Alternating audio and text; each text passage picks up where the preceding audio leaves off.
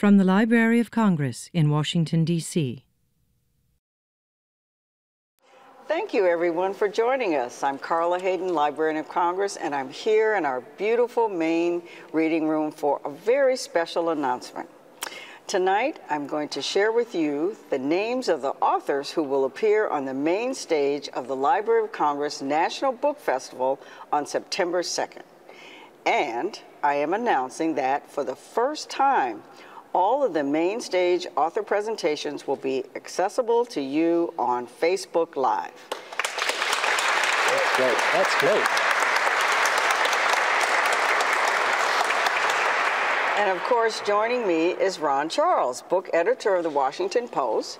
And now the National Book Festival is made possible by generous supporters, and the Washington Post has been a charter sponsor and a supporter of the festival since its very first year in 2001.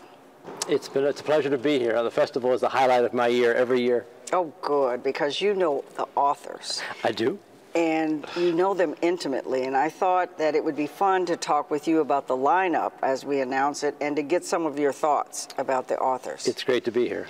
So before we get started, though, I just wanted to mention that we're so grateful for the sponsors of this event who make it possible each year. And first, I'd just like to thank our National Book Festival co-chairman, Mr. David Rubenstein, without whom the festival would not be possible. And I'd also like to thank our charter sponsors, the Institute of Museum and Library Services and the library's James Madison Council and the Washington Post and Wells Fargo. And our patron sponsor, the National Endowment for the Arts, and many other contributors and friends. So, without further ado, here we go. The first author who will be on the main stage and live streamed from the festival is one of our most revered historians, David McCullough, the winner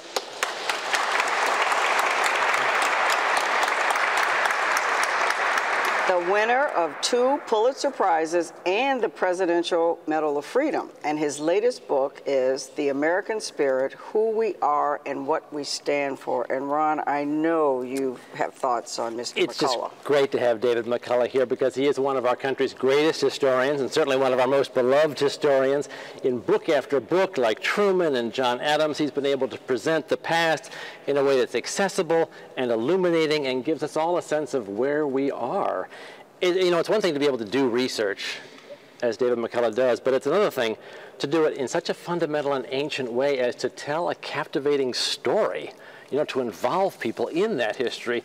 And as you know, he's a great champion of libraries. Yes. And in this particular library, I heard him speak here a few years ago, and he delivered one of the most impassioned and moving defenses of why we need to support our libraries. It was a personal testimony about what the library meant to him and to his research, and for anyone who wants to learn about our country.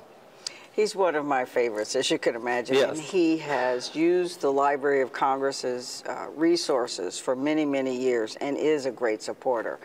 And now the next author. Yes. Now, this is the wildly popular Diana Gabaldon.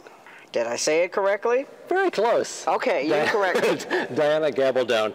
I'm so excited she's coming back because I met her at this festival about 10 years ago. Yeah. And her newest book is 7 Stones to Stand or Fall, Stories. Yes. Now, when I met her 10 years ago, she was popular, very, very popular. But now she is so much more wildly popular because of her Outlander series and the TV show based on that series. She's a fantastic speaker. She's very funny. And she has this fascinating backstory, too. She has a PhD in ecology. Oh. Yeah. And she is a computer scientist. And she just decided on a whim once that she would see what it was like to write a historical novel. She was inspired by Doctor Who, and so she just sat down and started doing research, and then from that came all the novels and the beloved characters that we know from the Outlander series. This story about a woman who goes back to 18th century Scotland and falls in love. Oh, wow. Yeah. Since meeting her in Washington here years ago, she started to review for the Washington Post a couple of times a year, and she is always a delight. Well, I'm going to practice and making sure I pronounce her name correctly. She won't mind. She won't mind. And she'd love to meet you. I'll make sure of that. Well, the third author in our exciting lineup is J.D. Vance, who has written a powerful account of growing up in a poor Rust Belt town, and it's entitled Hillbilly Elegy. Everybody I know in Washington and across the country is talking about this memoir. As you say, it's about this remarkable story of growing up in a poor Rust Belt town in a broken family, a pretty dramatically broken family.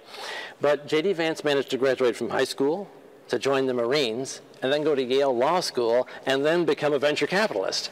And last year he published this memoir about his life that gives us such an insight into a huge segment of the white underclass that most of us don't have access to.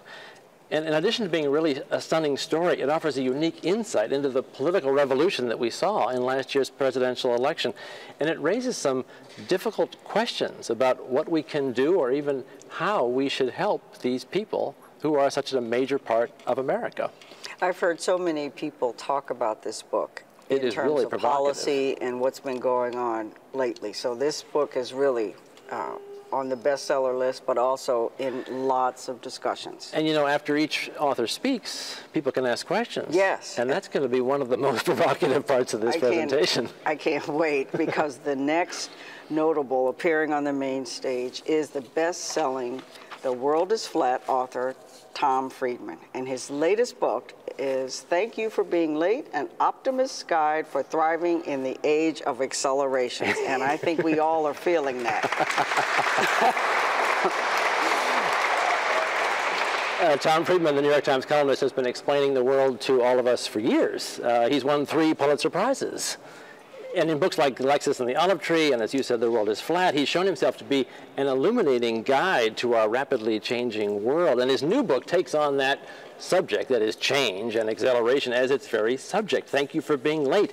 It's what he calls an optimist's guide to thriving in the age of acceleration. When everything seems so chaotic and we're all riding off in so many different directions at once, Friedman has a way of showing us how things are connected. And in this book, he shows how technology, globalization, and climate change are all accelerating from basic forces that he explains, and shows how those forces will continue to change our community and our politics.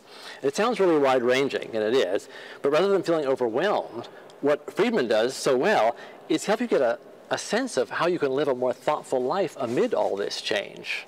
I'm hoping to find some answers there and to talk with him about it. And then I'm really thrilled to announce the name of our next main stage author, former Secretary of State Condoleezza Rice, who has written a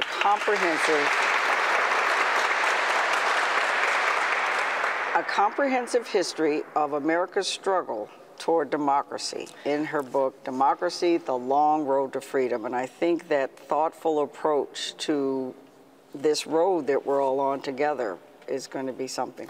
Getting guests like Condoleezza Rice is what the National Book Festival is all about. I mean, here is a woman who has established so many firsts for women and African Americans.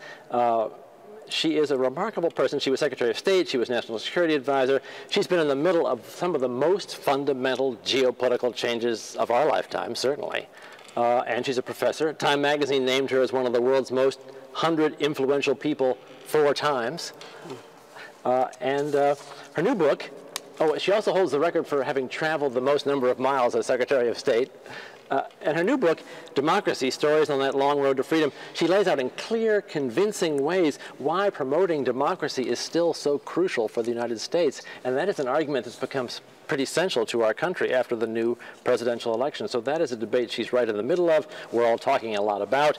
And I think it's fantastic that we're going to have her here, hear from her book, and then be able to ask her questions. That's the thing about the book festival and this opportunity to interact with authors that you might not get a chance to see any other time and to be part. And our final author on the National Book Festival's main stage is a perennial on the New York Times bestseller list, and someone that it's very interesting that we'll get a chance to meet him and see him, and that's David Baldacci. He is amazing. He's written, as you may know,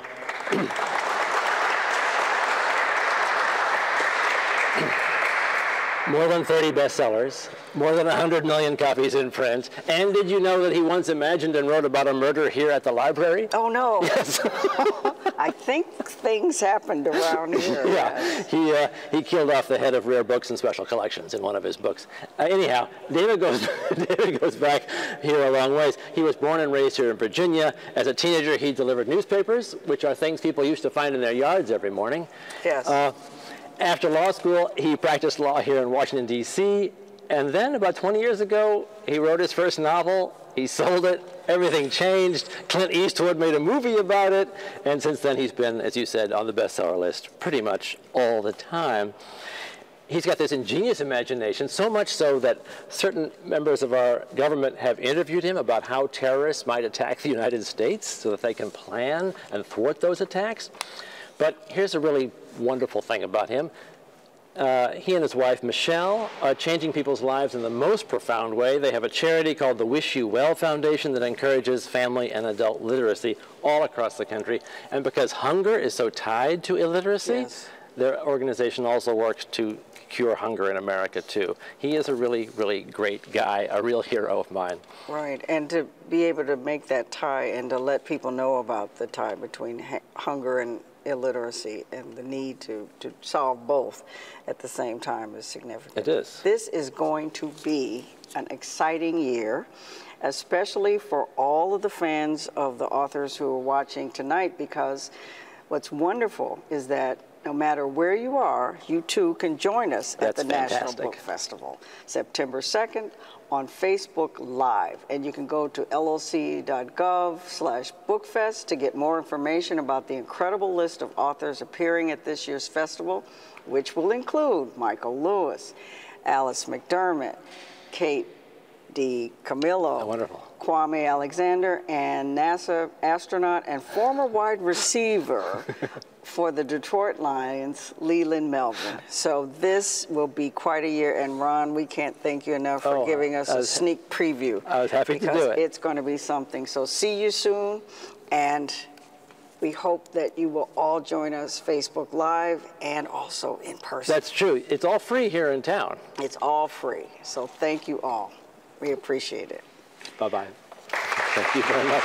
This is very fun. Isn't this, I really want this. My favorite. This has been a presentation of the Library of Congress. Visit us at loc.gov.